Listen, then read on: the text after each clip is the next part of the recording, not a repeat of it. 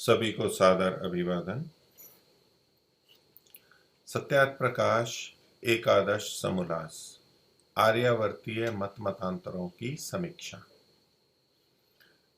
इसको हम पीछे बहुत दिनों से देख रहे हैं। अब जो प्रसंगवशात आगे आया है, पीछे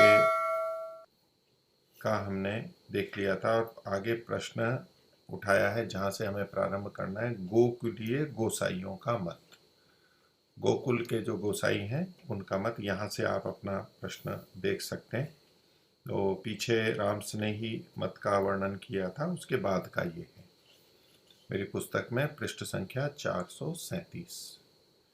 आप अपनी पुस्तक में प्रश्न के अनुसार इसको देख सकते हैं। तो प्रश्न ये किया गया, जिज्ञासु व्यक्ति अपनी बात को रख रहा है कि आखिर कौन ठीक है कौन नहीं है, महर्षि उसकी विवेचना करेंगे। तो प्रश्न किया, गोकुलीय गोसाइयों का मत बहुत अच्छा है। तो गोकुलीय गोसाई, गोकुल स्थान का नाम है जहाँ श्री कृष्ण का बचपन बीता था, बाल्यकाल बीता था, शैशव बीता था। तो मथुरा के पास में जो गोकुल जगह कही जाती है, तो उससे संबंधित जो गोसाई हैं वो गोकुलीय गोसाई कहलाते हैं। और गोसाई जो है वो गोस्वामी शब्द का ही परिवर्तित रूप है, गोसाई, गोस्वामी। तो इसके गोस्वामी शब्द के पढ़ने के पीछे कई कारण बताए जाते हैं, लेकिन अभी जो भी प्रचलित हैं उनको गोस्वामी या गोसाई बोलते हैं। तो अनेक अर्थ हैं। एक है सामान्यतया जो लोग अर्थ कर लेते हैं, गोस्वामी यानी गायों के स्वामी। तो ये श्री कृष्ण के मानने वाले होते हैं। तो गोप, गोपी और गौ ये रहते हैं। तो गो के जो स्वामी हैं वो गोस्वामी। गो मतलब यहाँ पर जब गाय अर्थ लिया जाएगा। दूसरा इसका अच्छा अर्थ कई जने करते हैं कि गो का मतलब है इंद्रियां। इंद्रियों को भी गो शब्द से कहा जाता है, जो कि गमन करती हैं, गति करती हैं, ज्ञान प्राप्त करती हैं, उनको इंद्रिय कहते हैं। तो गो शब्द इंद्रियों का भी वाचक है। तो जो गो के यानी इंद्रियों के स्वामी हैं, जिन्होंने इंद्रियों को वश में किया है, नियंत्रण में किया है, ये साधना या अध्यात्म की दृष्टि से ऊंची स्थिति है। तो जो गोस्वामी है ऐसे, तो इनके लिए वैसे कहा जाता है कि ये वैसे शिव के उपासक हैं और इनको ब्राह्मणों में भी श्रेष्ठ माना जाता है। इनकी परंपरा में कि कुछ विशेष लोगों को चुना गया जिनको इनकी रक्षा के लिए, हिंदू धर्म की रक्षा के लिए, ज्ञान के धर्म की रक्षा के लिए कुछ विशेष कार्य दिए गए। तो ये ब्राह्मणों में भी अपने को ऊंचा मानते हैं या अन्य लोग भी उनको ऐसा मानते हैं। तो ये हैं गोकुलीय गोसाई।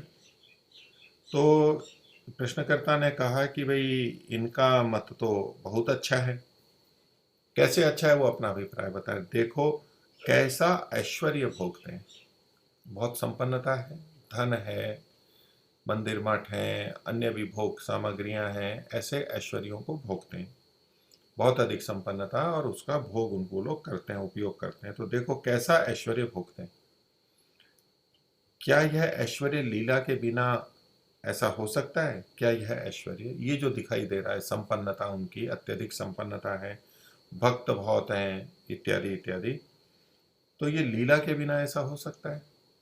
अब यहाँ ये जो लीला शब्द है ये अच्छे अर्थों में प्रयोग किया है प्रश्नकर्ता ने। तो कि लीला का मतलब उनका कोई चमत्कार है, उनकी कोई सिद्धि है, कोई अच्छी चीज है, उसको यहाँ पर लीला शब्द से कहा है। वैसे हम लीला तो पोप लीला भी कहते हैं, तो वो गलत अर्थों में भी होता है, निंदित अर्थों में। ये प्रश्नकर्ता तो अच्छे अर्थों में कहते हैं। देखो उनका कुछ महात्म्य है, कुछ विशेषता है, तभी तो इतना ऐश्वर्य उनके पास में आया है।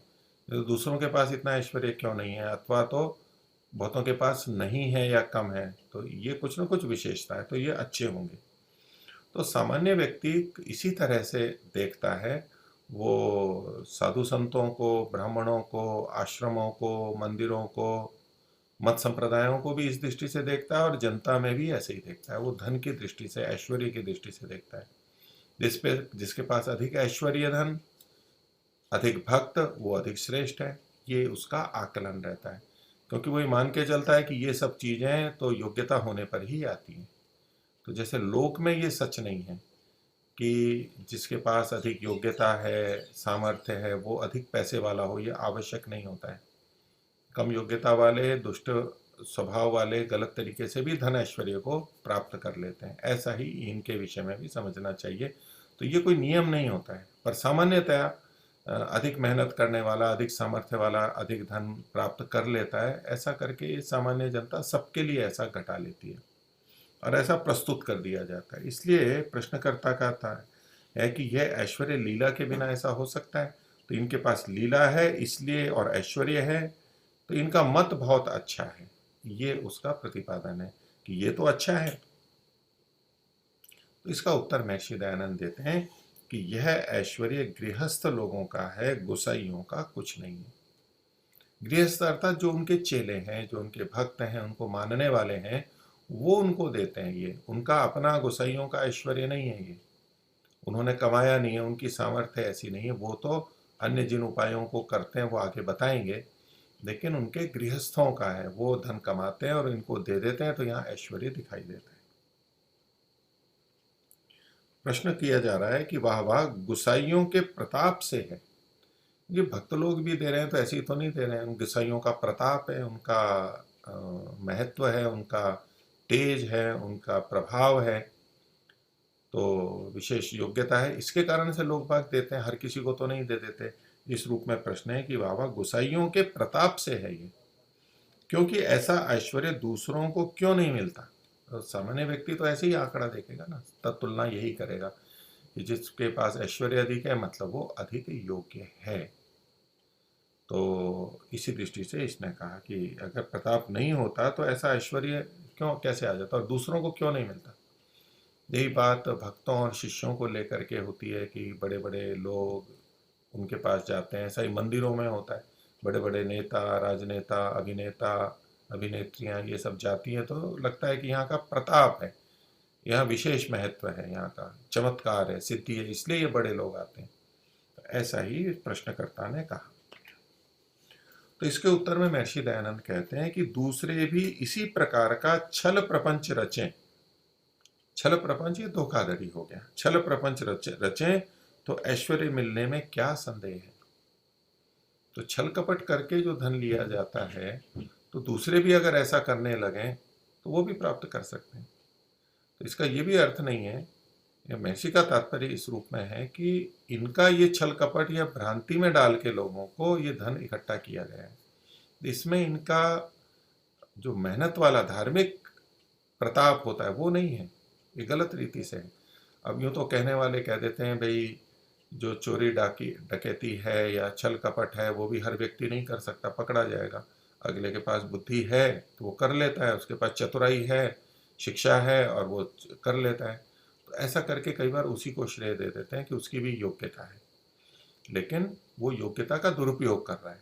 हमें देखना यह है महर्षि के तात्पर्य से कि उसी योग्यता वाला एक दूसरा व्यक्ति भी है, उसके पास वैसा धन ऐश्वर्य नहीं है। चाहता तो वो भी छल कपट कर सकता था, बुद्धि तो उसके पास भी है और हो सकता है अधिक भी हो, लेकिन वो धार्मिक है, वो छल कपट नहीं करता है, तो उसके पास धन ऐश्वर्य उतना नहीं होगा। जितना उचित है उतना हो जाएगा। ये जो अत्यधिक दिखाई देता है वो उसके पास में नहीं होगा। तो ये इसमें दोनों तरह से व्यवहार देखा जाता है। इसलिए ऐश्वर्य को देख के ये नहीं कह सकते कि इनका प्रताप है, इनके पास सिद्धि है, इनकी लीला है और महात्म्य है, ऐसा नहीं कह सकते। तो महर्षि कह रहे हैं कि दूसरे भी, दूसरे मतलब इसी योग्यता वाले जो दूसरे हैं, अब जिनकी योग्यता ही कम है उनसे तो तुलना हो नहीं सकती है, वो तो छल कपट नहीं कर पाएंगे, उतना पता ही नहीं है उनको। तो दूसरे भी मतलब उसी योग्यता वाले इसी प्रकार छल प्रपंच रचें तो ऐश्वर्य मिलने में क्या संदेह, वो भी प्राप्त कर सकते हैं।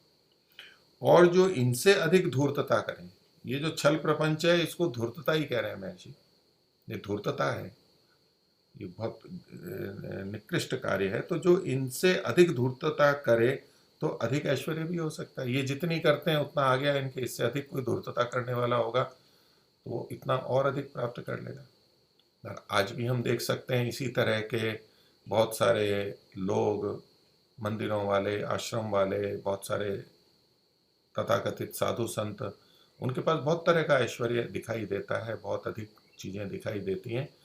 तो जो अनुचित हैं उनके लिए ये कथन है। तो प्रश्नकर्ता कहता है कि वो थोड़ा उनके पक्ष का भी लगता है, तो कहते हैं वाह वाह, धूर्तता क्या है, सब गोलोक की लीला है। तो इसमें कोई धूर्तता नहीं है, इनका प्रताप है और इन पर कृपा है, ये गोलोक की लीला है। अब ये जो गोलोक है, तो ये गोलोक एक स्थान विशेष ये मानते हैं जहाँ की विष्णु या नारायण रहते हैं या तो श्री कृष्ण रहते हैं। वैकुंठ धाम इसको कहा जाता है, या तो अंतरिक्ष का मूर्धा या शीर्ष कहा जाता है।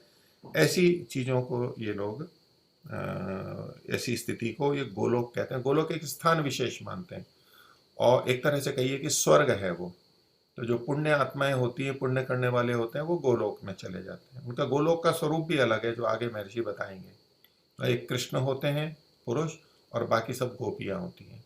तो जो भी वहां जाता है वो कृष्ण को छोड़ के जो भी जाएंगे वहां पर, वो सब गोपियों के रूप में रहते हैं, इत्यादि इत्यादि वहां पर प्रचलन में है। तो ये कहते हैं कि ये सब गोलोक की लीला है, मतलब उसका महात्मा। यहाँ भी लीला शब्द अच्छे अर्थों में प्रयोग किया है इसने, प्रशंसा में किया। उनका सिद्धि है, उनका चमत्कार है कि उसके कारण से यहाँ पर ऐसा है, क्योंकि ये लोग गोलोक को मानते हैं, गोलोक में विश्वास करते हैं, तो इसलिए उनकी कृपा इन पर है और इसलिए ये ऐश्वर्य वाले हैं। इनको लोग देते हैं, भले ही गृहस्थी देते हो, ये देते हैं ऐसा। तो उत्तर में महर्षि कहते हैं कि गोलोक की लीला नहीं, किंतु गुसाइयों की लीला है ये। क्योंकि गोलोक तो उस तरह का कुछ है नहीं, और वहाँ अगर वो पुण्य लोक है तो वहाँ से इस तरह के गलत कार्य थोड़ा ना होंगे, और उसका प्रभाव से यहाँ ऐसा थोड़ा ना होगा। तो महर्षि का था कि ये गुसाइयों की अपनी लीला है। अब महर्षि जो लीला का प्रयोग कर रहे हैं, ये उनकी चतुराई है। अब लीला मतलब मान लो हम चतुराई कहें, तो चतुराई अच्छे अर्थों में भी प्रयोग की जाती है और बुरे अर्थों में भी की जाती है। तो बहुत चतुर है, अच्छे अर्थों में कुशल है, और गलत अर्थों में बड़ा चालाक है, चतुर है और ठग लेता है दूसरों को। तो यह महर्षि जब गुसाइयों की लीला है, ये गलत अर्थ के अंदर प्रयोग कर रहे हैं कि ये अच्छा नहीं है। जो गोलोक की लीला है तो गोलोक भी ऐसा ही होगा। तो ये अभ्युपगम से कथन है। अगर आपकी बात मानी जाए कि गोलोक की लीला के कारण से ऐसा है, तो फिर तो गोलोक भी ऐसा ही हुआ। कैसा हुआ, अब ये गोसाइयों की जो स्थिति है वो आगे बताएंगे कि जैसे ये गोसाई है वैसा ही गोलोक होगा, यानी गोलोक भी अच्छा नहीं होगा।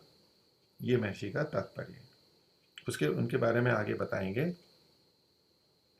तो ये जो गोसाई हैं, गोस्वामी हैं, ये इनमें शंकराचार्य के द्वारा प्रवृत्त दशनामी होते हैं। दशनाम वाले ब्राह्मणों में से उन्होंने कई बनाए थे, तो जिसमें गिरि, पुरी, भारती, वन, अरण्य, पर्वत, सागर, तीर्थ, आश्रम व सरस्वती आदि हैं। तो उनसे संबंधित इन विशेष लोगों के लिए कुछ ऐसे शब्दों का प्रयोग किया जाता है। अब महर्षि इसकी विवेचना कर रहे हैं, और भी ये तो विषय का प्रारंभ हुआ कि इसको चलाने वाले कौन थे और उनका व्यवहार या तो जीवन कैसा था, वो जो कैसा मिलता है, वो महर्षि बता रहे हैं कि यह मत तैलंग देश से चला है। तो तैलंग मतलब तेलंगाना जो है, जैसे कि आप आंध्र कह सकते हैं। तो आंध्र के आजकल दो भाग हो गए, एक तेलंगाना और एक आंध्र। तो तेलंग एक देश या प्रदेश का नाम है, उस स्थान से, वहां से ये निकला। क्यों ऐसा मानते हैं, क्योंकि एक तैलंगी लक्ष्मण भट्ट नामक ब्राह्मण विवाह कर किसी कारण से माता पिता स्त्री को छोड़कर काशी में जाके उसने संन्यास ले लिया था।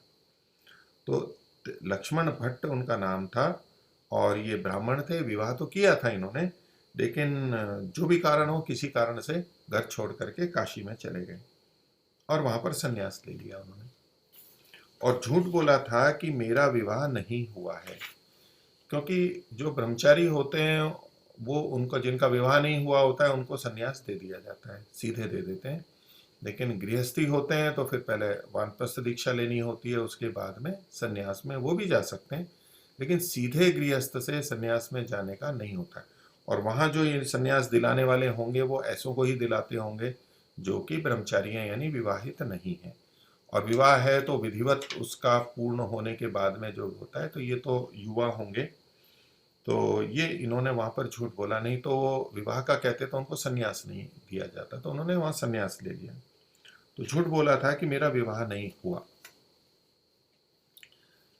आगे कहते हैं कि देव योग से उसके माता पिता और स्त्री ने सुना कि काशी में सन्यासी हो गया है। महर्षि कथा कह रहे हैं और कथा में दैव योग शब्द का प्रयोग कर रहे हैं, लोक में जैसा होता है। लेकिन ये जो दैव योग है, ये एक तो कहें कि देव के कारण से ऐसा योग बना है, और देव शब्द जो है या तो परमात्मा या तो अन्य कोई देव, उसने ऐसा संयोग बना दिया और इनको पता लग गया। दूसरा, देव कहते हैं भाग्य को, अपना कर्माशय जो होता है, तो भाग्य के कारण से मिला तो वो देव योग बोल देते हैं। तो अपने कर्माशय के कारण से उनको पता लग गया। तो यहाँ महर्षि का जो दैव योग शब्द का प्रयोग है, ये अकस्मात के अर्थ में लेना चाहिए कि अकस्मात, या तो यूं कहते हैं संयोग से, हम संयोग जो बोल देते हैं कि संयोग से किसी भी तरह से उनको पता लग गया। अब देव योग से मतलब इसमें कोई पुरुषार्थ अपनी तरफ से न हुआ हो और वैसे पता लग गया उनको। क्योंकि जब हम इसको अब देव योग क्यों कह देते हैं कि हमें जो चीज़ें अपने पुरुषार्थ से यहाँ प्राप्त हो रही हैं, अभी वर्तमान के पुरुषार्थ से जो चीज़ें मिल रही हैं, वो तो हमारे वर्तमान का हो गया। लेकिन कुछ चीज़ें हमारे वर्तमान में हमने पुरुषार्थ नहीं किया होता तो भी हमें मिल जाती हैं। जैसे जन्म से कोई विशेष अच्छा परिवार आदि का मिलना, तो वो पिछले कर्मों के कारण से होता है। तो जहाँ यहाँ का प्रयत्न, यानी इस जन्म का प्रयत्न दिखाई नहीं देता है, पिछले प्रयत्न के कारण से तो कुछ कोई ना कोई तो कारण होगा, तो वो कर्माशय या देव होता है, अपना भाग्य होता है, उसको कारण मान करके कह दिया जाता है देव योग के कारण से। जब वर्तमान का कारण नहीं है तो पीछे का कोई कारण होगा, ऐसा जब हम कथन करते हैं। तो यहाँ कोई कारण दिख नहीं रहा है तो वो देव योग शब्द का प्रयोग हो गया। लेकिन हम आजकल की उसमें देखेंगे तो ये एक संयोग से उनको मिल गया, हम ऐसा कह सकते हैं। महर्षि का तात्पर्य ऐसा होना चाहिए, क्योंकि अगर देव योग का जैसा ये दूसरे लोग अर्थ लेते हैं वैसा, वैसे तो महर्षि यहाँ कथा कह रहे हैं तो वो लोग देव योग कहते होंगे, तो महर्षि ने भी वो शब्द प्रयोग कर दिया। लेकिन इससे कोई सिद्धांत हम नहीं निकाल सकते, नहीं निकालना चाहिए कि ऐसे जो अचानक इनको पता लगा तो इनका भाग्य था इसलिए ऐसा हो गया, कर्माशय था इसलिए ऐसा हो गया, इस तरह से नहीं समझना चाहिए। कर्माशय उस तरह से कार्य नहीं करेगा। तो देव योग से उसके माता पिता स्त्री ने सुना कि काशी में वो सन्यासी हो गए हैं। तो उसके माता पिता और स्त्री काशी में पहुंच गए। उनको तो चिंता थी, ये घर से छोड़ के चले गए होंगे बिना कहे, तो स्वाभाविक है सबको चिंता होगी। तो ये काशी में पहुंचकर जिसने उसको सन्यास दिया था उससे कहा कि इसको सन्यासी क्यों किया, देखो इसकी यह युवती स्त्री है, ये भी युवा है, युवती स्त्री है, और इसको बीच में छोड़ करके इसने सन्यास ले लिया है, अपने कर्तव्य को पूरा किए बिना, विधिवत नहीं गया है, तो आपने इसको क्यों सन्यास दे दिया। तो उसने तो झूठ बोल दिया था, इसलिए सन्यास उन्होंने दे दिया, ये विवाहित नहीं है। इनको कहो कि इसको सन्यासी क्यों किया, देखो इसकी यह युवती स्त्री है। और स्त्री ने कहा कि यदि आप मेरे पति को मेरे साथ न करें, तो जिन्होंने दीक्षा दी उनको कहा भी आप मेरे को इनको भेजिए मेरे साथ में, वहीं पर ही घर पे रहेंगे। तो अगर आप मेरे पति को मेरे साथ में न करें तो मुझको भी सन्यास दे दीजिए। तो सन्यास दे दीजिए, मैं भी यहाँ रहूंगी। अब मैं घर जाके फिर क्या करूंगी। तो जब ये सारा देखा और प्रमाणित हो गया, तो जिन्होंने सन्यास दिया था, तो तब तो उसको बुला के कहा कि तू बड़ा मिथ्यावादी है।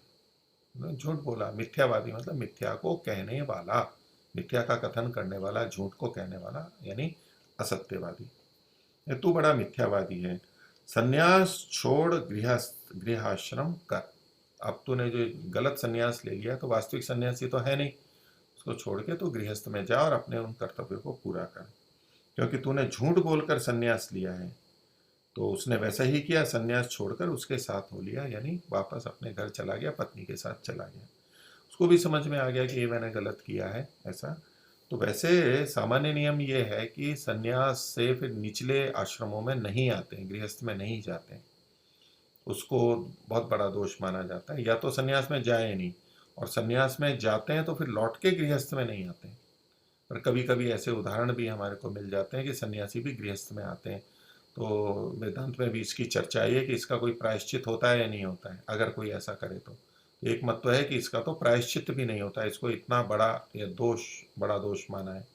लेकिन कुछ में कहा कि जब हर चीज का प्रायश्चित होता है, बड़े बड़े बुरे कर्मों का, तो इसका भी प्रायश्चित तो कुछ होगा। तो यहाँ तो इसने झूठ बोल करके ऐसा किया, और जिन्होंने सन्यास दिया, जो इनके गुरु थे, उनके आदेश के अनुसार ये वापस पत्नी के साथ में आ गए। तो महर्षि कहते हैं कि देखो, इस मत का मूल ही झूठ कपट से चला है। तो इनके व्यवहार के कारण से ऐसा हुआ। अब महर्षि इस व्यवहार को गलत मानते हैं। तो अगर किसी को वास्तव में भी ऐसी इच्छा हो गई है कि गृहस्थ में रहते हुए युवावस्था में ही संन्यास लेने का है, तो महर्षि का इससे तात्पर्य ये समझ में आता है कि झूठ उसको भी नहीं बोलना चाहिए। हो सकता है, क्योंकि हमारे शास्त्र में तो विधान है ही, तो जब भी वैराग्य हो जाए तभी संन्यास ले सकते हैं। गृहस्थ से भी गृहात वा वनात वा ब्रह्मचर्यात वा, तो यद हरेव विरजेत तद हरेव प्रव्रजेत। जब ही वैराग्य हो जाए तो प्रव्रज्या को कर ले, चाहे गृहस्थाश्रम हो, चाहे ब्रह्मचर्य हो, चाहे वन वन मतलब तो वानप्रस्थी हो। तो यूं तो शास्त्र का विधान मिलता है, वो सन्यासी हो सकता है, लेकिन वैराग्य होना चाहिए।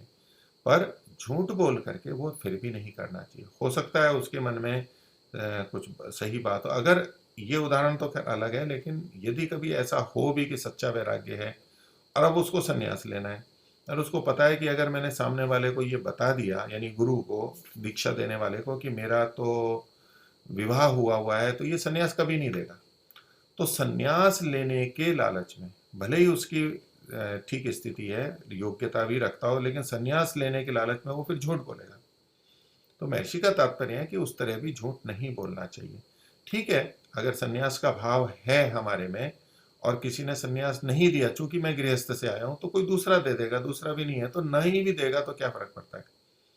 संन्यास एक भावना है और अपनी तपश्चर्या, साधना, संयम को व्यक्ति कर सकता है। आवश्यक नहीं कि वो कपड़े ही पहने या संस्कार दीक्षा ही ले। उसको अपने वैराग्य के भाव में, विवेक के भाव में रहने से कोई रोकेगा थोड़ा, मना थोड़ा करेगा। वो अलग से जी रहा है।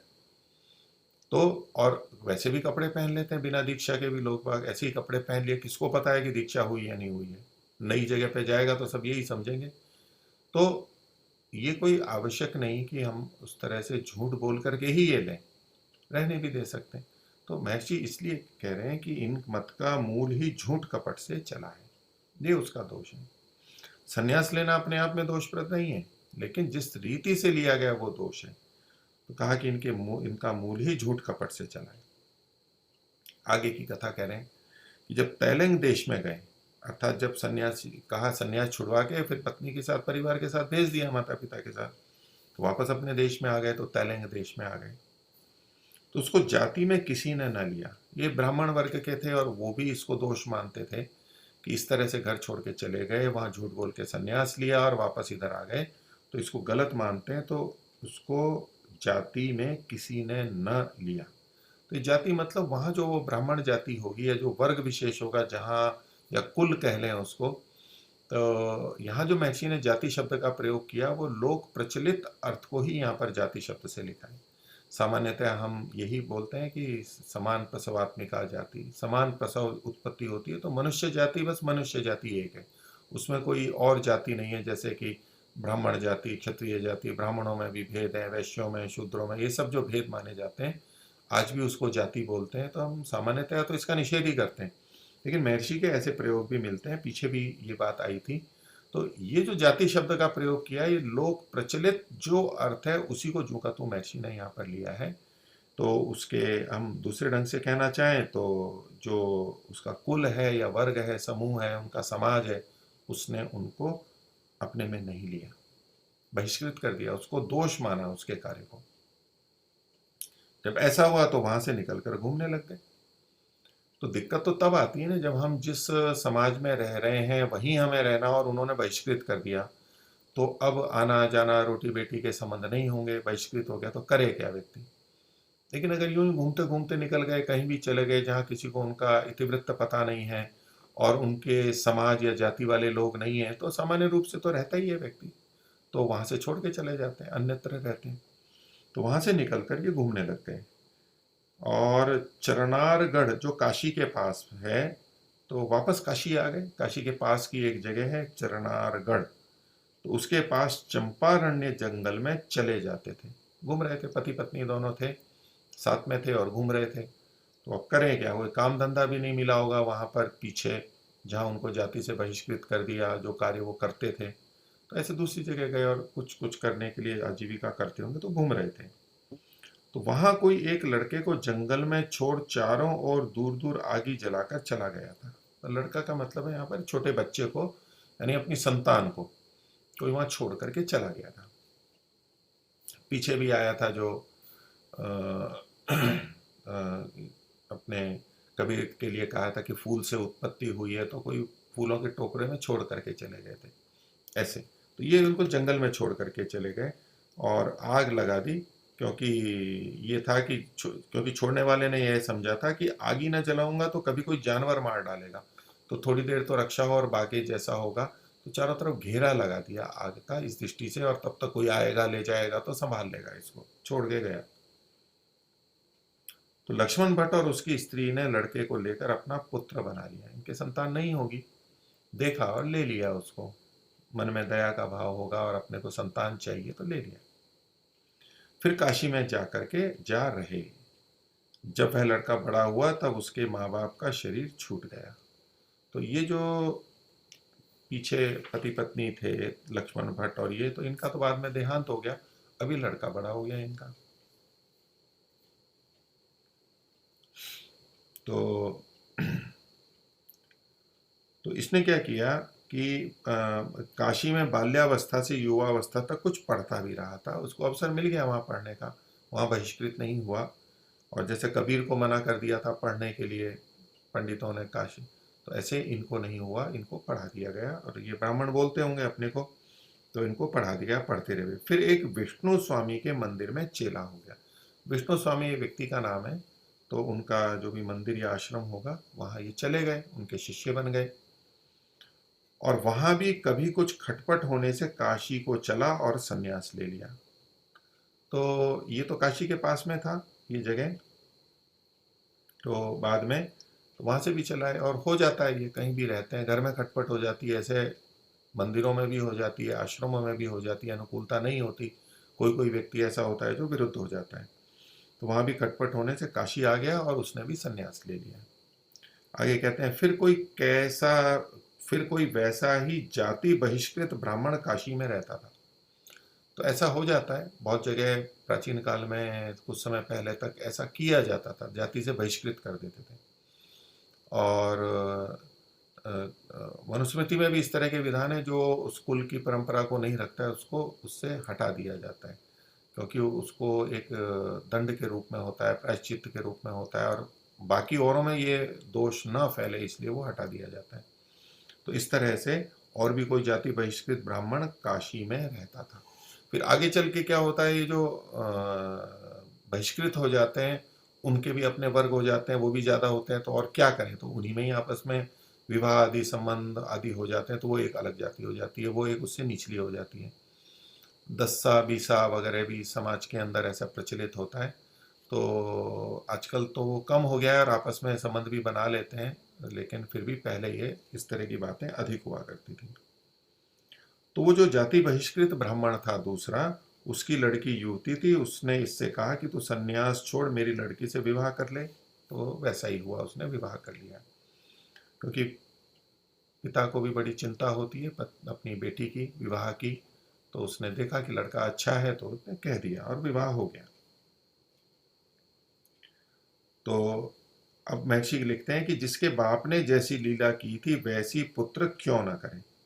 तो वहाँ जैसे ऐसा कोई आवश्यक नहीं है, लेकिन फिर भी ऐसा हो जाता है तो हम कह देते हैं भाई ठीक है, पिता ने भी ऐसा किया, ये भी किया, उसके भी संस्कार ऐसे रहे या उसका प्रभाव यहाँ पर रहा उसके ऊपर। तो जैसे इनके पिता ने सन्यास लेकर के गृहस्थ से सन्यास लिया, सन्यास लेके वापस आए यानी सन्यास छोड़ा, ये इस अंश में महर्षि कहना चाह रहे होंगे। तो इन्होंने भी सन्यास लिया और फिर छोड़ करके विवाह कर लिया, ये भी बड़ा दोष माना जाता है, या तो सन्यास ही नहीं लेना चाहिए। तो इन्होंने भी सन्यास छोड़ करके और विवाह कर लिया। तो जैसी लीला, जिसके बाप ने जैसी लीला की वैसी पुत्र क्यों ना करे। अब ये यहाँ भी लीला शब्द निंदित अर्थ में है। उस स्त्री को लेकर के वहीं चला गया कि जहां प्रथम विष्णु स्वामी के मंदिर में चेला हुआ था। तो विवाह तो किया था काशी में, फिर विष्णु स्वामी के यहाँ वापस चला गया जहां उन्होंने चेले हुए थे। तो विवाह करने से उनको वहां से निकाल दिया, उन्होंने फिर नहीं रखा। वो वहां पर सन्यासी हो गए थे, रहे, तो इन्होंने सोचा कि वही आश्रम है वहीं चला जाता हूँ। उन्होंने मना कर दिया, चूंकि विवाह कर लिया था, वहां का नियम होगा, विवाहित को नहीं रखते होंगे या तो चेला नहीं बनाते होंगे। तो वहां से निकाल दिया। तो फिर व्रज देश में कि जहां अविद्या ने घर कर रखा है, जाकर अपना प्रपंच अनेक प्रकार की छल युक्तियों से फैलाने लगा। तो व्रज का देश है, उसी के पास का ही व्रज का देश कहलाता है। ये कई जिले हैं वहाँ के आसपास, मथुरा के आसपास के, इनको व्रज का देश कहते हैं। तो उसी में आसपास के कहीं क्षेत्र में वो चले गए। तो महर्षि कह रहे हैं कि जहाँ अविद्या ने घर कर रखा था, तो जनता में ज्ञान नहीं था, विद्या नहीं थी, समझ नहीं थी, तो ये अविद्या ने घर कर रखा था। अज्ञानी थे, अनपढ़ थे, अंधविश्वासों में फंस जाते थे, ऐसे लोग थे। तो इसके लिए महर्षि ने यहाँ पर ये बात लिखी कि वहाँ घर घर में अविद्या थी, अविद्या ने घर कर रखा था, सब में थे। तो वहाँ पर अपना प्रपंच अनेक प्रकार की छल युक्तियों से फैलाने लगे। युक्ति अच्छी होती है, लेकिन छल युक्ति जो होती है, कहें कुछ, तात्पर्य कुछ और होता है, और फिर दूसरे को ठग लेते हैं। तो ऐसा करने लगे, और कुछ तो पढ़ी लिख लिए थे, बुद्धि तो इनकी रही होगी, तो ये ऐसा करने लगे। और साथ में क्या कहने लगे, और कहने लगे कि मुझसे कृष्ण ने कहा है कि, अब कृष्ण को तो सभी मानते हैं, ब्रज प्रदेश में तो कृष्ण को मानने वाले बहुत हैं, और भोले लोग हैं, ना समझ लोग हैं। तो अपने के लिए कह दिया कि कृष्ण ने मेरे को ये कहा है। क्या कहा है कि जो गोलोक से दैवी जीव मरते लोक में आए हैं, उनको ब्रह्म संबंध आदि से पवित्र करके गोलोक में भेजो। तो गोलोक की चर्चा बहुत होती है, ये वैकुंठ धाम है, ये स्वर्ग है, ऐसा कथन है। श्री कृष्ण जहाँ रहते हैं, विष्णु रहते हैं, नारायण। तो वहाँ जो दैवी जीव थे, यानी दिव्य गुणों वाले जो जीव थे, विशेष जीव थे, एक तो सामान्य मनुष्य होगा, तो वहाँ तो जो जाते हैं वो देवलोक ही जाते हैं, वो एक तरह से देवलोक हो गया, श्रेष्ठ लोग जाते हैं। तो वहाँ जो दैवी जीव गए थे, और वो फिर अपने कर्मों का फल भोग लेने के बाद में फिर मरते लोग में आए। ये मरते लोग यानी जहाँ मृत्यु होती है, ये मनुष्य लोग है। देवलोक में मृत्यु जरा आदि नहीं होती है मान के, इसको मरते लोग कहते हैं। मृत्यु है, बुढ़ापा है, रोग है, वहाँ ये चीजें नहीं मानते। तो दैवी लोक से जो मरते लोक में आ गए हैं जो आत्माएं, उनको वापस देव देव लोक में या गोलोक में कैसे भेजें? तो उनको ब्रह्म संबंध आदि से पवित्र करके, क्योंकि कुछ दोष हुआ, पवित्रता वहां कम हो गई, पुण्य खत्म हो गए, अब यहाँ आ गए, अब कुछ अपवित्र हो गए यहाँ मरते लोग के अनुसार। तो ब्रह्म संबंध करके, ये ब्रह्म संबंध इनका शब्द है, ब्रह्म से संबंध कर देना, ब्रह्म से जोड़ देना। तो ब्रह्म से जुड़ गए तो पवित्र हो गए। यहाँ ब्रह्म से इनका तात्पर्य श्री कृष्ण होता है, जैसा कि आगे ये ब्रह्म संबंध का मंत्र हम देखेंगे। तो वहाँ ये ब्रह्म का मतलब, ये फिर एक कृष्ण को मानते हैं, कृष्ण को ही ब्रह्म या तो परमात्मा, ईश्वर आदि मानते हैं। तो उनके साथ में संबंध बनना, ब्रह्म संबंध से पवित्र करके गोलोक में भेजो, ये उनको कहा कि आप ऐसा काम करो। तो लोगों को बताया कि ये तो कृष्ण का आदेश है, मैं ऐसा कर रहा हूँ, यानी मेरी ऐसी सामर्थ्य है, मैं ऐसा कर सकता हूँ। तो लोगों के मन में भी यही बैठ गया कि यहाँ ये योग्य है, श्री कृष्ण ने इनको चुना है गोलोक से इनको, तो और इनको ये जा सकता है, और हमें गोलोक में जाना है। तो इत्यादि प्रलोभनों की बातें कह के थोड़े से लोगों को, अर्थात 84 वैष्णव बनाए। तो सबसे पहले इन्होंने अधिक लोगों को नहीं बनाया, 84 लोगों को चुना और थोड़े से लोगों को बनाया, वैष्णव बना लिया। विष्णु को मानने वाले हैं तो ये वैष्णव कहलाते हैं, विष्णु वैष्णव बना लिया।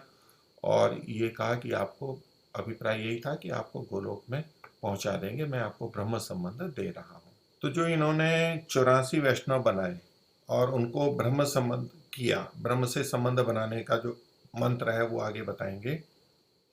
लेकिन ये जो वैष्णव बनाते थे, तो जो मंत्र देते हैं लोगों को या उनको बुलवाते हैं या मनवाते हैं, वो नीचे महर्षि ने आगे लिखे हैं कि ये 84 वैष्णव बनाए। और श्री कृष्ण शरणम मम, कि श्री कृष्ण मम शरणम, मेरी शरण है, यानी मैंने उनकी शरण ले रखी है, वो मेरे आश्रय हैं।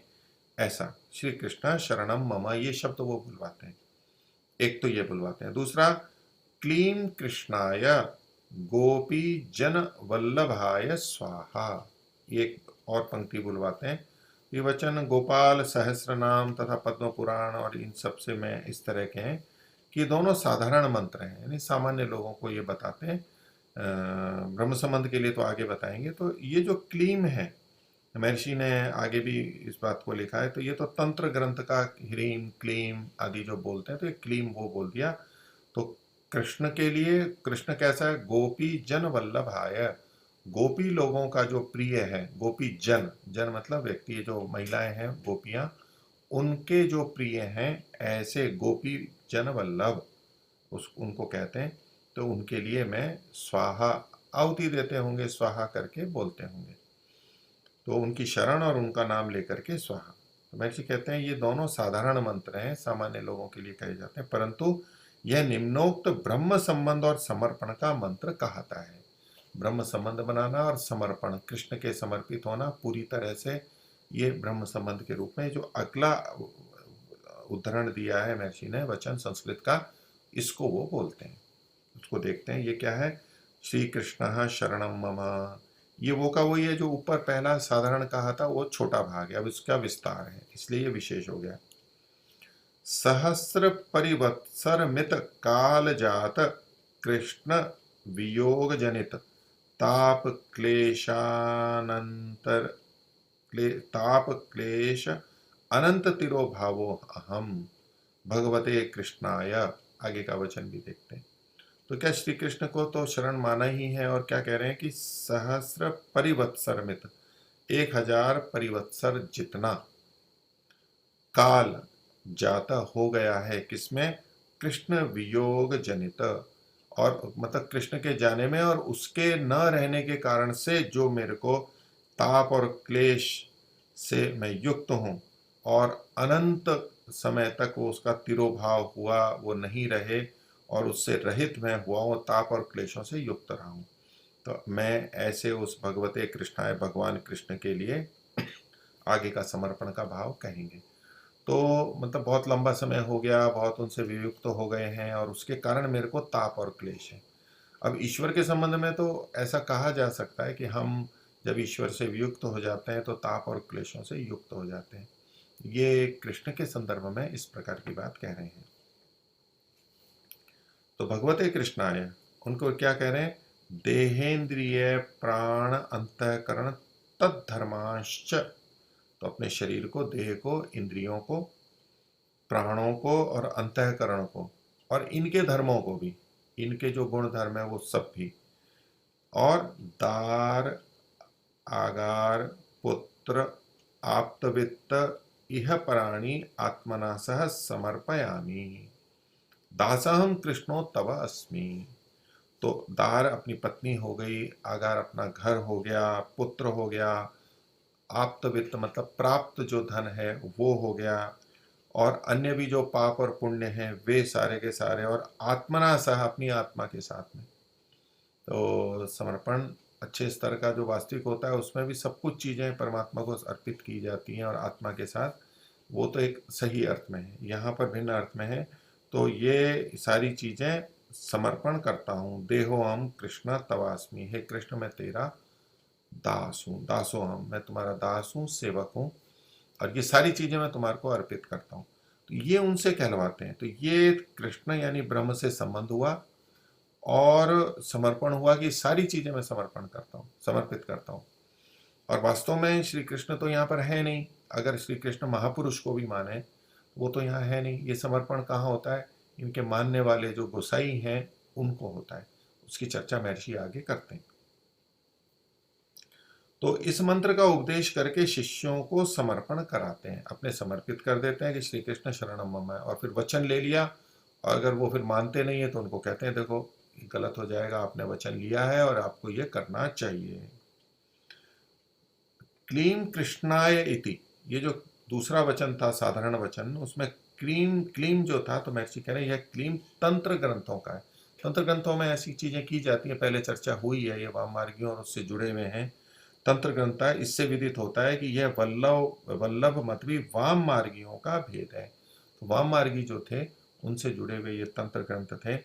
तो वाम मार्गियों से जुड़ा हुआ, नहीं तो ये क्लीम नहीं आता, ऐसा महर्षि का कहना है। और ये जो कहा कि ये वल्लभ मत, ये वल्लभ मत कहा जाता है। तो कृष्ण वल्लभ वो भी विषय है, और वल्लभाचार्य का माना जाता है। वो ये श्री शंकराचार्य के बाद के माने जाते हैं, और शंकराचार्य के जो अद्वैत का कथन है उसका ये निषेध करते हैं। उसको शुद्धाद्वैत कहते हैं, शुद्ध अद्वैत कहते हैं। और इसमें ब्रह्म अविद्या से ग्रसित, माया से ग्रसित नहीं होता है, इसलिए शुद्ध मानते हैं। और जीव को ब्रह्म का अंश मानते हैं। तो चाहे तो गोपियां आत्मा है, उसका अंश है, कृष्ण का अंश है, इस तरह की ये बात करते हैं। तो ये वल्लभ मत है। महर्षि कह रहे हैं कि ये भी वाममार्गियों का भेद है, नहीं तो क्लीम आदि का प्रयोग क्यों करते, क्योंकि ये प्रयोग वैदिक धर्म में नहीं है।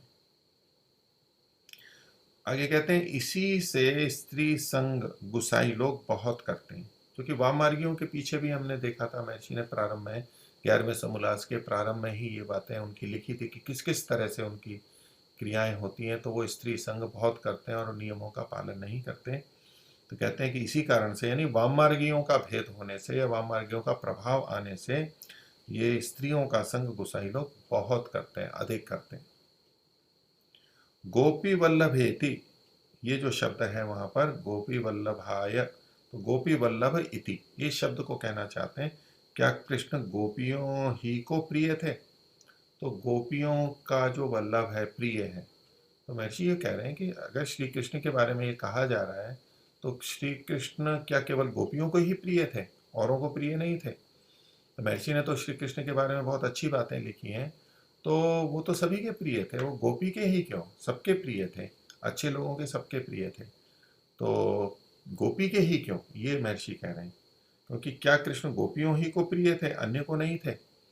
और स्त्रियों को प्रिय वह होता है, क्योंकि गोपियां स्त्रियां होती हैं, इसलिए महर्षि आगे बात कहते हैं कि यदि वो केवल स्त्रियों को ही प्रिय हों, गोपियों यानी स्त्रियों को ही प्रिय हों, तो अगर ऐसा था तो, महर्षि नहीं कह रहे हैं कि ऐसा था, अगर आप उनको कह रहे हैं अगर आप ऐसा मानते हो तो ये दोष आएगा। तो स्त्रियों को प्रिय वह होता है जो स्त्रैण अर्थात स्त्री भोग में फंसा हुआ हो, स्त्रियों के बहुत अधिक संग करता हो, उनको उनके संपर्क में संसर्ग में आता हो, तो स्त्रियों को तो वो चीज वही पसंद आएंगे। तो ऐसा वो जो, इसको स्त्रैण शब्द से महर्षि ने कहा है, स्त्री शब्द से स्त्रैण बनता है, जो स्त्रियों के भोग में फंसा हुआ हो, तो स्त्रियों को वही प्रिय होगा, वैसी स्त्रियों को जो उस तरह का चाहती हैं। सबके लिए ये बात नहीं है। तो महर्षि कहते हैं क्या कृष्ण ऐसे थे? आपकी बात माने वो गोपी वल्लभ थे, फिर तो स्त्रैण हो गए और फिर बहुत स्त्री भोग करने वाले हुए, स्त्री भोग में फंसे हुए व्यक्ति हो गए, तो क्या कृष्ण ऐसे थे? तो ऐसा तो चरित्र नहीं है कृष्ण का। कृष्ण का तो बहुत संयम और तपस्या वाला जीवन है, ब्रह्मचर्य का जीवन उनका रहा है, वो एक आदर्श थे। तो इस तरह की बातें महर्षि को तो बिल्कुल भी स्वीकार्य नहीं है। बोले अगर आपकी बात मानेंगे तो एक दोष आएगा, इसलिए आप गलत ढंग से प्रस्तुत कर रहे हैं, कि आपका कथन ही गलत है। आगे कहते हैं अब सहस्त्र परिवत्सरेति, तो सहस्त्र वर्षों की गणना व्यर्थ है। ये जो पीछे इन्होंने सहस्त्र परिवत्सर तक ऐसा समय बीत गया है, वो अभी नहीं है, नहीं उनके जन्म को इतना समय हो गया है। तो महर्षि कह रहे हैं कि सहस्त्र वर्षों की जो गणना आपने की है ये व्यर्थ है, निरर्थक है, गलत है।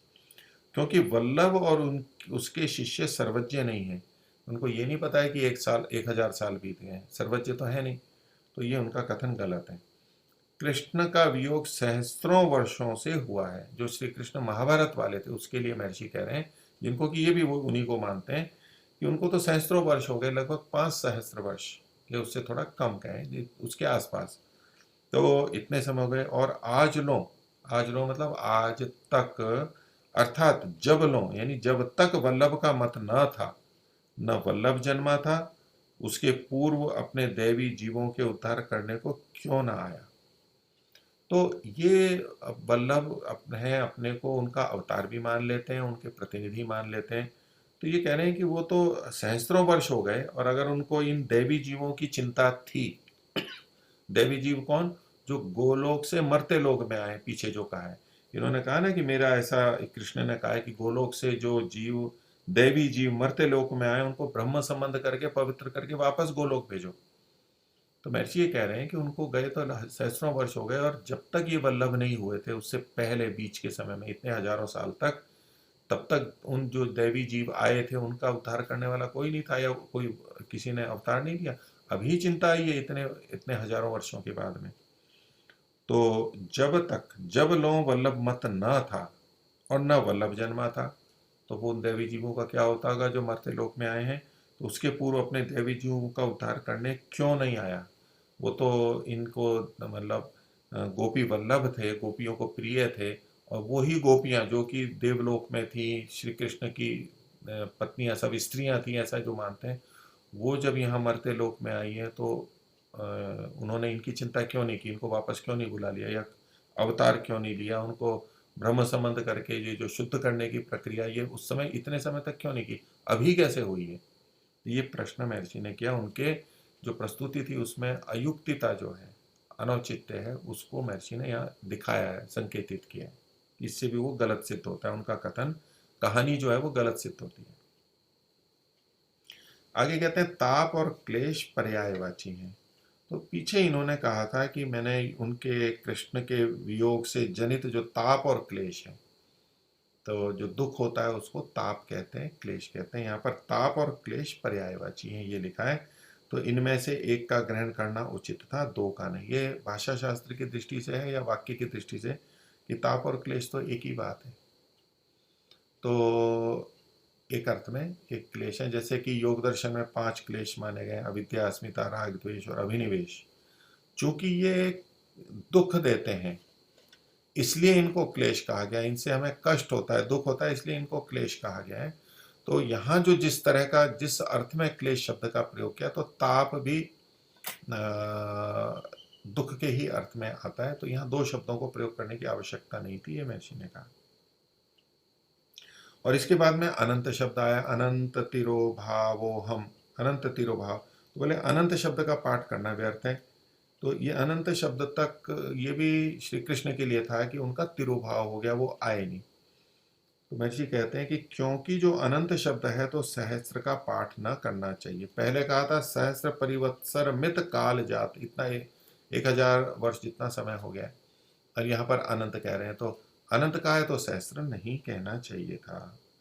और जो सहस्त्र शब्द का पाठ रखो तो अनंत शब्द का पाठ करना व्यर्थ है। तो अब जब गिना रहे हो आप सहस्त्र हैं तो अनंत शब्द का प्रयोग करना निरर्थक है। आगे कहते हैं और जो अनंत लो तिरोहित अर्थात आच्छादित रहे, अनंत काल तक तिरोहित रहे, यहाँ जो लिखा है ना अनंत तिरोभावो, तो अनंत काल तक अगर तिरोहित रहे हैं, तिरोहित का मतलब है आच्छादित होना। तो जो चीज होते हुए ढक जाती है उसको तिरोहित होना कहते हैं। दीवार के पीछे हो गया या ढक दिया तो तिरोहित हो गई, यानी दिखाई नहीं दे रही है हमारे को। तो तिरोहित अर्थात आच्छादित रहे, उसकी मुक्ति के लिए वल्लभ का होना व्यर्थ है। तो ये मतलब ये तिरोहित रहा व्यक्ति, अनंत काल तक तिरोहित रहा, वल्लभ ने 1000 साल से वो आए नहीं हैं, तो इतने समय तक जो तिरोहित रहा उसकी मुक्ति के लिए वल्लभ का होना व्यर्थ है, क्योंकि अनंत का अंत नहीं होता। अगर अनंत काल से ऐसा ही है, अनादिकाल से कहेंगे हमारी दृष्टि से कि अनंत आदि अनंत काल से, यानी प्रारंभ में जो है अनादिकाल से, अनंत काल से ऐसा ही रहा है तो आगे भी अनंत काल तक ऐसा ही रहेगा, यही आना चाहिए। तो फिर वल्लभ का होना व्यर्थ है। ये जो वल्लभ हैं, गोसाई जी हैं, ये जो ब्रह्म संबंध से और फिर से गोलोक भेजने की बात करते हैं, तो इनका होना ही व्यर्थ है। इनकी महत्ता क्या रही, ये तो इसीलिए तो फल फूल रहे हैं कि लोग कहते हैं कि हम गोलोक में पहुंचा देंगे। तो अगर अनंत काल से हम ऐसे हैं तो फिर इनके होने का कोई मतलब नहीं है। अब इसके आगे जो इन्होंने समर्पण में कहा क्या क्या, भला देह इंद्रिय, वहां पर जो शब्द थे देह इंद्रिय, देह और इंद्रिय अलग अलग हो गए, प्राण अंतःकरण और उन उसके धर्म, यहाँ पर अल्प विराम ले लेंगे। ये जो उसके धर्म है ये देहेंद्रिय प्राण अंतःकरण, यानी जो भी हमारे शरीर में है इन सबको वो समर्पित कर रहा है। तो उसके धर्म भी, उसकी जो भी क्षमताएं योग्यताएं उन सबको भी समर्पित कर रहा है। और स्त्री, स्थान, स्थान अगर स्थान यानी घर आदि जो खेत खलियान है वो सभी चीजें आ जाएंगी। पुत्र, प्राप्त धन का अर्पण श्री कृष्ण को क्यों करना है, श्री कृष्ण को ये सब देने की आवश्यकता क्या है। यहाँ पुत्र के बाद में एक शब्द है प्राप्त धन। यहाँ संस्कृत में जो भाव शब्द था वो था आप्त धन, पुत्र आप्त वित्त, आप्त वित्त, आप्त का मतलब प्राप्त होता है। तो एक जो समर्पण करते हैं हम धन का, कि अभी प्राप्त धन यानी जो हमारे पास में है उसको हम दे देते हैं, जो है वो दे दिया, वो सारा धन दे दिया। वो अलग अलग दृष्टियों से होता है कि सारा जो है वो सारा दे दिया। आपका हम बाहर गए हुए हैं, जितना हमारे पास धन है वो सारा का सारा दे दिया, घर पे भले ही हमारे धन हो। और अगर सारा लेना है तो मान लो घर का भी जो भी धन संपत्ति है वो सारी की सारी दे दी, जितनी भी है वो सारा धन दे दिया जो हमने प्राप्त किया हुआ है। लेकिन जो अब प्राप्त होने वाला है उसको नहीं दिया है अभी।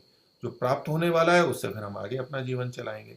लेकिन कोई ऐसा भी कह सकता है कि जितना मेरे को प्राप्त है वो और भविष्य में भी जो प्राप्त होगा वो सब मैं अर्पित करता हूँ। तो यहाँ आप्त धन का मतलब है प्राप्त धन, जो अभी तक मेरे पास में है। ये भी काफी कुछ देना हो जाता है, ये भी कोई नहीं कर सकता, कोई ही कर सकता है। लेकिन उसने ये आप प्राप्त धन, प्राप्त इसलिए लिखा है कि जो अभी तक आया है, भावी को नहीं ले रहे हैं यहाँ पर। वो कृष्ण को क्यों करना है, तो महर्षि प्रश्न कर रहे हैं क्यों करना है, यानी आवश्यकता नहीं है। क्यों नहीं है?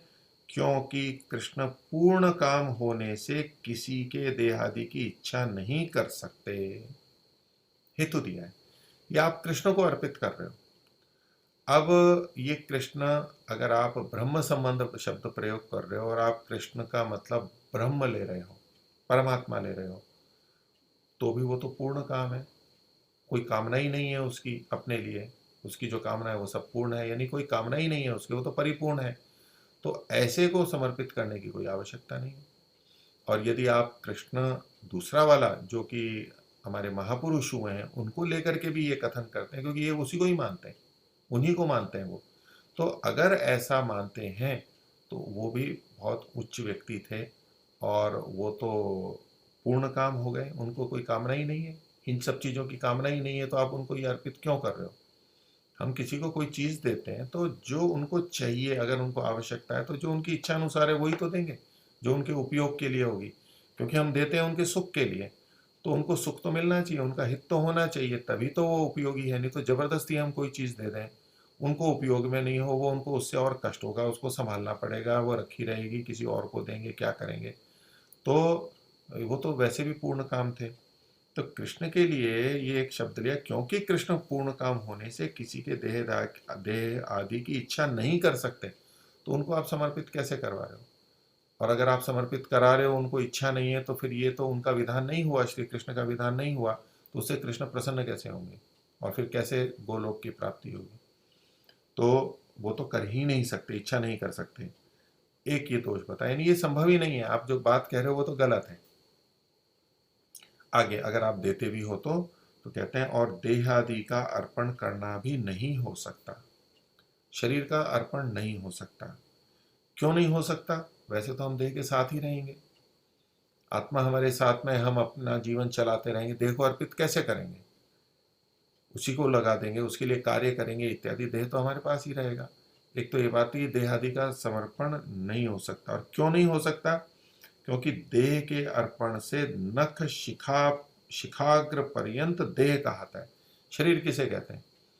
तो हम जो कहते हैं कि पैर के अंगूठे से लेकर के शिखा के अग्रभाग तक, तो शिखा, तो पुरुष वर्ग भी शिखा रखता है और महिलाओं की भी शिखा होती है, यानी बिल्कुल छोर तक उस शिखा को खींच लो तो ऊपर तक जहां तक भी जाए।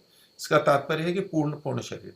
जैसे हम कहते हैं एडी से चोटी तक का बल लगा लिया या मेहनत कर ली, एडी से चोटी तक की जोर लगा लिया। तो ये नख से शिखाग्र पर्यंत, नख का मतलब पैर के अंगूठे का नख जो कि सबसे आगे होता है, वहां से लेके और पीछे तक शिखाग्र पर्यंत देह कहता है। तो कहते हैं कि उसमें जो कुछ अच्छी बुरी वस्तु है, अच्छी भी है और बुरी भी है, मलमूत्र आदि का भी अर्पण कैसे कर सकोगे? तो शरीर में तो मलमूत्र भी होते हैं, सभी के होते हैं। तो आप शरीर को दे रहे हो यूं पूरा का पूरा, ऐसे शरीर दे रहे हो जैसे कि हम किसी को रोटी मिठाई आदि देते हैं, तो उस तरह ये शरीर का अर्पण तो हो नहीं सकता। मलमूत्र कैसे दे सकते हो? वो तो श्रेष्ठ हैं, उनको हम मलिन चीज नहीं दे सकते। जिसको कि हम ही मलिन मानते हैं वो दूसरों को कैसे देंगे? अर्पित नहीं कर सकते। और साथ में उन्होंने वहां ये भी लिखा था कि जो कि पाप पुण्य भी अर्पित कर देते हैं, जो भी कुछ है यह प्राणी, तो इस जन्म के या पहले जन्म के जो भी पाप और पुण्य हैं वो भी अर्पित कर दिए उनको। तो इसके लिए महर्षि कह रहे हैं कि जो पाप पुण्य रूप कर्म होते हैं, तो कर्म तो दूसरे भी होते हैं, सामान्य कर्म होते हैं जिनसे न पाप है न पुण्य है सामान्य, लेकिन जो पाप पुण्य रूप कर्म होते हैं उनको कृष्णार्पण करने से उनका फल भागी भी कृष्ण ही हो गए। तो अर्पित कर दिए, इसका मतलब क्या हुआ? अर्पण जब हम करते हैं तो अपने पास नहीं रहता, दूसरे के पास चला जाता है वो। तो अगर उसको आपने अर्पित कर दिया है तो आपके पास तो रहा नहीं है, तो एक कृष्ण के पास चला गया। तो जिसके पास जाता है फिर वो भोगेगा इसको, इन पाप और पुण्य को उनको अर्पित किया तो इनके फल का भागी भी कृष्ण ही होवे। लेकिन ऐसा होता नहीं है। तो आगे कहते हैं अर्थात नाम तो कृष्ण का लेते हैं और अर्पण अपने से कराते हैं। ये जो सभी चीजों के लिए कहा, ये केवल पाप पुण्य कर्माशय से नहीं है। पाप पुण्य कर्माशय के लिए तो कहा कि कृष्ण भी फिर उसका भागी हो जाएगा। और ये गोकुलीय गोसाइयों को अगर कहते हैं, उनको अर्पित करते हैं, उनको अर्पण कराते हैं सब चीजों का, तो पाप पुण्य भी अर्पित कर रहे हैं। तो कोई आकर के कहे कि जी मैंने तो किसी की हत्या की है, चोरी की है, डाका डाला है, और मैं ये सब आपको अर्पित करता हूँ, तो उसका फल किसको मिलेगा? तो सैनिक क्या उसको आके पकड़ेंगे? पुलिस वाले या न्यायाधीश उनको दंड देगा कि भाई अब तो उनको अर्पित कर दिए। ऐसे तो अर्पित नहीं होते, लेकिन अगर अर्पित करते हैं तो फिर दंड भी उन्हीं को भोगना होगा। तो कृष्ण के साथ तो ये घटेगा ही नहीं।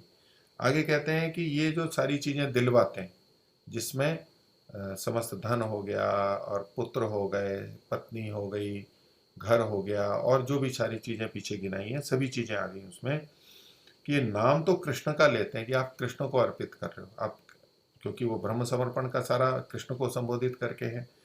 और अर्पण अपने से कराते हैं। अपने से कराते हैं मतलब अपने को करा लेते हैं, वो स्वयं ले लेते हैं, अपने से करा लेते हैं उनसे कि भाई आप दे दो हमारे को, और स्वयं ले लेते हैं। तो नाम तो कृष्ण का लेते हैं और स्वयं अपने अर्पण करा लेते हैं। आगे कहते हैं जो कुछ शरीर में मलमूत्र आदि होता है वह भी गोसाई जी के अर्पण क्यों नहीं होता? अब गोसाई जी मान लो शरीर को भी ले लेते हैं, वो आगे बताएंगे इनकी लीला, उसका भी अर्पण करवा लेते हैं।